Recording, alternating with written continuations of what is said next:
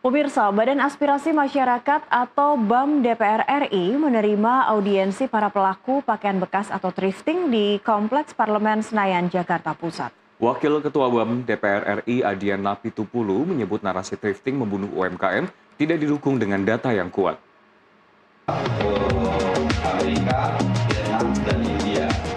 Badan Aspirasi Masyarakat atau BAM DPR RI menerima audiensi para pelaku pakaian bekas atau thrifting di Komplek Parlemen Senayan, Jakarta Pusat.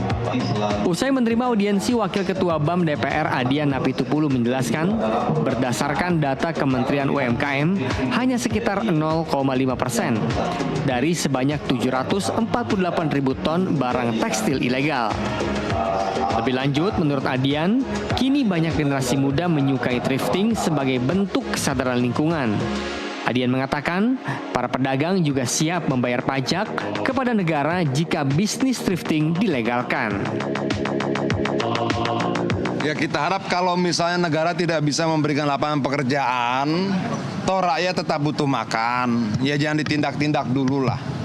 Kecuali kemudian kita mau melihat anak bangsa kita kelaparan. Nah, sebenarnya sampai di dalam tadi kita berdiskusikan banyak hal. Karena dari data kita, menurut hasil riset, 67% milenial dan Gen Z itu menyukai thrifting. Kenapa mereka suka thrifting? Karena pertama, mereka sadar lingkungan. Kenapa mereka sadar lingkungan? Mereka punya data yang kuat, misalnya untuk membuat satu celana jeans ini butuh sekian ribu liter air bersih, membuat satu buah kaos begini butuh sekian ratus liter air bersih, itu mereka ada datanya. Sementara itu, anggota Komisi 11 DPR RI Thorik Majidanor menuturkan bahwa sebenarnya bisnis thrifting bukan menjadi ancaman utama bangkrutnya industri tekstil di Indonesia.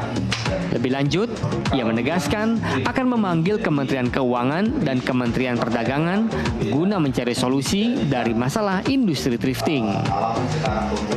Kami tidak bisa memberikan satu jawaban solusi sekarang ya. Mungkin nanti setelah kami diskusi dengan Kementerian Keuangan dan beberapa ekosistem yang ada di dalam situ, termasuk nanti Kementerian Perdagangan, kita juga akan berbicara bersama-sama untuk mencari solusi yang terbaik. Karena memang sekali lagi thrifting ini bukan satu-satunya ancaman utama terhadap kelangsungan ekosistem industri tekstil di Indonesia. Sementara itu, salah seorang koordinator pedagang thrifting, Rifai Silalahi, menyoroti isu thrifting yang terus digulirkan setiap tahun. Mereka protes karena kerap kali dianggap sebagai penghambat UMKM. Para pedagang menuntut adanya solusi jangka pendek dan jangka panjang mengatasi hal ini. Kita harapkan ini dilegalkan. Seperti di negara-negara lain. Kalaupun memang semisal mungkin tidak bisa dilegalkan, kita harap ini dibikin seperti larangan barang terbatas, dikasih kuota.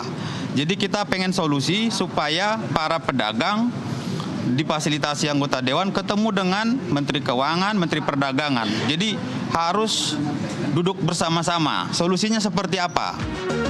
Sebelumnya, isu thrifting kembali mencuat saat Menteri Keuangan Purbaya Yudi Sadewa menegaskan bahwa impor pakaian bekas atau thrifting beresiko merusak industri tekstil dalam negeri. Dari Jakarta, Sela Rizky Trihartanto, jurnalis NTV melaporkan.